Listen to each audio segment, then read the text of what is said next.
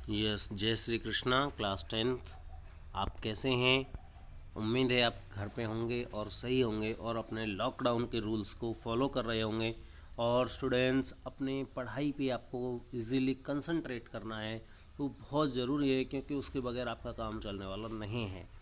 ठीक है। After all, बिना टाइम वेस्ट किए मैं अपनी वीडियो पे आता हूँ। तो आज आपको 38 में जनन के बारे में पढ़ना है। हाउ डू ऑर्गेनिज्म रिप्रोड्यूस, जीव जनन कैसे करते हैं। तो जनन क्या होता है आप इजीली जानते हैं। जनन क्या है कि कोई भी जीव है वो अपनी जैसी संतानें पैदा करता है तो वो क्या कहलाता है? जनन कहलाता है।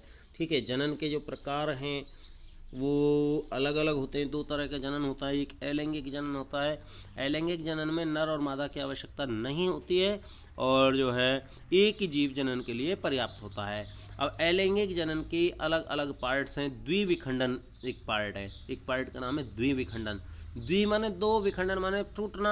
एक ही जीव जब जो है वो दो भागों में टूट जाता है तो वो क्या कहलाता है? द्विविखंडन। जैसे कि अमीबा के बारे में मैंने आपको बताया इसमें डायग्राम बना करके। तो अमीबा में ये क्या होता है? द्विविखंडन पार्ट होता है, द्विविखंडन जनन होता है।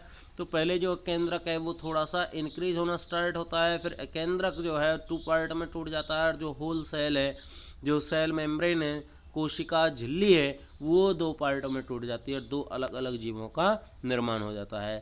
इसी प्रकार बहुविखंडन, बहुविखंडन का मतलब है बहुत सारे, यानी कि विखंडन की वह प्रक्रिया जिसमें केंद्रक कई भागों में बढ़ जाता है। ये प्लाज्मोडियम प्रोटोजोआ है जो कि मलेरिया का कारक होता है। तो इसकी जो outer most cell, outer most layer है, इसकी जो प्लाज्मा मेम्ब्रेन है, जो कोशिका झिल्ली है, वो तो वही रहती है, लेकिन जो अंदर जो केंद्रक है वो छोटे छोटे पार्ट में टूट जाता है और फिर ये जो है टूट करके बहुत सारे जीवों को निर्माण कर लेते हैं। इसी प्रकार से पुनरुद्भवन एक जीव एक एक प्रक्रिया होती है, पुनरुद्भवन। और पुनरुद्भवन प्रोसेसिंग में क्या होता है? एक जीव दो या तीन पार्ट में टूटता है और हर एक पार्ट जो है वो डेवलप होकर के एक नए ऑर्गेनिज्म का निर्माण कर लेता है। हाँ स्टूडेंट्स, मैंने आपको जैसे सबसे पहले द्विविखंडन बताया। तो द्विविखंडन जैसे अमीबा में ये इसका डायग्राम है। ठीक है। तो अमीबा में इसका, और इसको इजीली आप बना भी सकते हैं, समझ भी सकते हैं। और जो बहुविखंडन है, बहुविखंडन प्लाज्मोडियम में हो रहा है और प्लाज्मोडियम के बाद में आपको जो है पुनरुद्भवन पे आना है। और पुनरुद्भवन की जो वो स्टेप हैं वो इसमें दिखाए गए हैं। प्नेलेरिया के अंदर पुनरुद्भवन हो रहा है। पुनरुद्भवन में जो प्नेलेरिया है वो 2 से 3 पार्ट में टूटा और हर एक पार्ट जो है वो डेवलप होकर के एक नया जीव का उसने निर्माण कर लिया। तो ये क्या है? पुनरुद्भवन है। इसके अलावा मुकुलन है। मुकुलन, इसके बाद मुकुलन है। और मुकुलन में हम क्या करते हैं? मुकुलन में एक जो जीव है उसके अंदर एक, जैसे कि हाइड्रा का एग्जाम्पल इसमें आपको लिया गया है। तो हाइड्रा में एक उभार जैसी संरचना पैदा होती है और ये उभार जैसी संरचना क्या होती है? इसी को हम कलिका कहते हैं या फिर मुकुल कहते हैं। तो ये मुकुल क्या होता है? धीरे धीरे करके आप देख रहे हैं यहाँ पे ये बढ़ना शुरू हो गया और फाइनली ये बढ़ते बढ़ते काफ़ी बड़ा हो जाता है। ये जो पहले वाले जीव है उसी के जैसा लगने लगता है and finally it will disconnect from the main organism, और मुख्य जीव से ये अलग होकर के एक नए जीव के रूप में विकसित हो जाता है। तो ये कौन सी विधि है? मुकुलन विधि है। इसके अलावा कायिक प्रवर्धन। कायिक प्रवर्धन का मतलब है कि कुछ जो पौधे होते हैं उनके अंदर आपका जैसे बीज नहीं बनते, तो बीज ना बनने की स्थिति में उनका जो जनन होगा वो कैसे होगा? उनकी किसी भी बॉडी के पार्ट से, शरीर के अलग अलग हिस्सों से, यानी कि जड़ से, तने से, पत्ती से, टहनियों से, अलग अलग भागों से जो नया जीव उत्पन्न करना होता है तो उसकी जो विधि होती है उसको हम कायिक प्रवर्धन कहते हैं। जैसे कि आप अपने घरों में गुलाब के फूल लगाते हैं तो गुलाब में एक छोटी सी तने वाला पोर्शन होता है, उसकी डंडी को आप गाड़ देते हैं और उसी में से जो है नए बीज आने शुरू हो जाते, नए जो पौधे उगने शुरू हो जाते हैं। गन्ने में, गुलाब में, तो इनमें क्या है? अंगूर में, ठीक है, इनमें जो है ये जो है कायिक प्रवर्धन। ज़्यादातर फलों वाले पौधों में ये कायिक प्रवर्धन की विधि होती है। ये एक पॉइंट होता है जिसमें आपको पूछा जाता है कि कौन सा जो पौधा है वो पत्तियों द्वारा कायिक प्रवर्धन करने की क्षमता रखता है, तो वो कौन सा है जी आपका? वो है आपका ब्रायोफाइलम। कौन सा है बच्चों? ब्रायोफाइलम। तो ब्रायोफाइलम में जो है कायिक प्रवर्धन होता है और इसके अतिरिक्त आपको मैं बताऊंगा, इसके अतिरिक्त मैं आपको बताना चाहूँगा बीजाणु समासंग, बीजाणु निर्माण।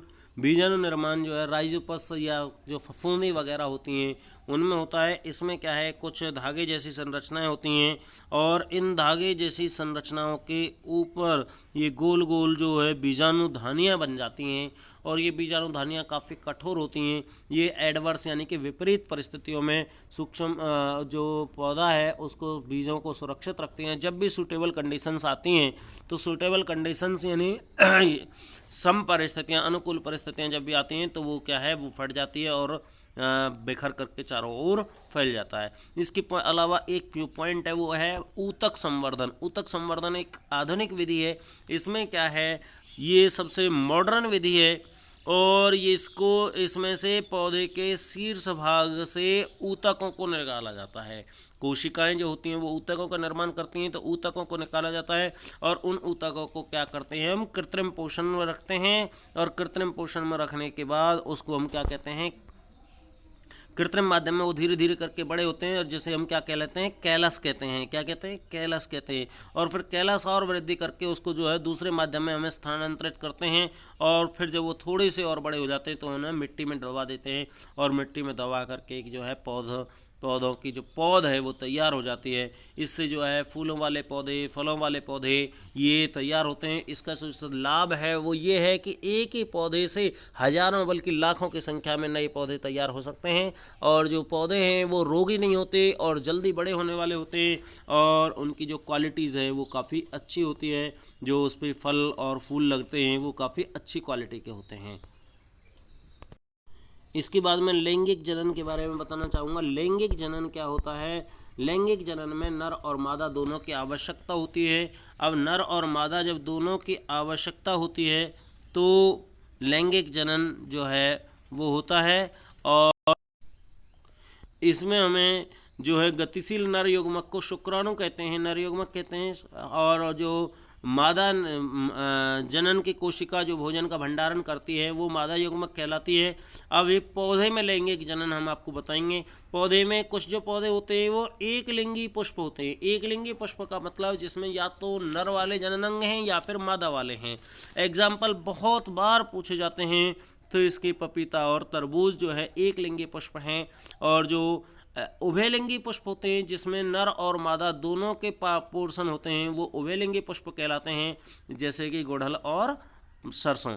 ये आपके सामने जो है वो दिखाया गया है। पौधे के पुष्प के पार्ट्सों को दिखाया गया है। पुष्प में एक बाह्य दल होता है। सबसे पहले तो ये जो नीचे वाला पोर्शन होता है जो कि पोर्शन पुष्प को पौधे से जोड़ कर रखता है वो पुष्पासन कहलाता है। ये बाह्य दल पुंज होते हैं, बाह्य दल होते हैं। बाह्य दल क्या करते हैं, पुष्प को कली की अवस्था में रखते हैं। दल पुंज जो पंखुड़ियाँ होती हैं वो अलग अलग कलर की होती हैं और वो जो है कीड़ों को अपनी ओर अट्रैक्ट करती हैं, जिसके कारण जो है जो पराग कोश हैं उनको स्त्री केसर पर ले जाया जा सके। और इसके अतिरिक्त जो पराग कोश हैं ये तंतु और जो पराग कोश हैं ये पुंकेसर वाला हिस्सा होता है। ये तंतु जो है नीचे की ओर से आए गए हैं और इसके ऊपर ये पीले पीले से रंग के आपने देखे होंगे पौधों में, बहुत सारों में, फूलों में, तो ये जो है पराग कोश होते हैं और ये जो है पुंकेसर पुरुष वाला भाग होता है। और जो वर्तिकाग्र होता है पौधे के अंदर, वर्तिकाग्र यानी कि पौधे के ऊपर जो है सबसे चिपचिपा हिस्सा होता है उसको वर्तिकाग्र कहते हैं। और इसी के नीचे जो है ये वर्तिका नली होती है और नीचे पौधे के अंदर जो है वो अंडाशय होता है। ये तीनों के तीनों स्त्री वाले भाग होते हैं जिनको हम स्त्री केसर कहते हैं। और पौधे के पुंकेसरों का स्त्री केसरों तक पहुंचना क्या कहलाता है, परागन क्रिया कहलाती है। परागन दो प्रकार का होता है, स्वपरागन जिसमें एक ही पुष्प के परागकोश दूसरे पुष्प के स्त्री केसर पर पहुंच जाते हैं, वर्तिकाग्र पर पहुंच जाते हैं। उसी पुष्प के परागकोश उसी पुष्प के वर्तिकाग्र पर पहुंचते हैं तो वो क्या है, स्वपरागन होता है। और जो है दूसरे पौधे से लेकर के वो परागकोश दूसरे पौधे के वर्तिकाग्र पर आकर के गिरते हैं तो वो परपरागन कहलाता है। और ये जो है पुष्प की अंदर वाली संरचना है, इसमें भी यही सारे पॉइंट्स जो केवल लैंगिक वाले पोर्शन जो है वो दिखाए गए हैं। परागकण जो है वो ऊपर आकर के चिपकते हैं वर्तिकाग्र के ऊपर। जो नर युग्मक है वो वर्तिका नली से पराग नली से होते हुआ अंडाशय में मादा युग्मक में आकर के मिलता है और जो है नए जीव को जनन होता है। तो बच्चों आपको इस चैप्टर के जो क्वेश्चन आंसर हैं वो अच्छे से पढ़ने हैं और आपको अपना जो काम है वो लगातार स्टडी रूप से अपनी जो स्टडी है वो कंटिन्यू करनी है और आपको जो सरकार के द्वारा दिए गए आदेश हैं उनका पालन भी करना है। तो थैंक्स अ लॉट। जय श्री कृष्ण।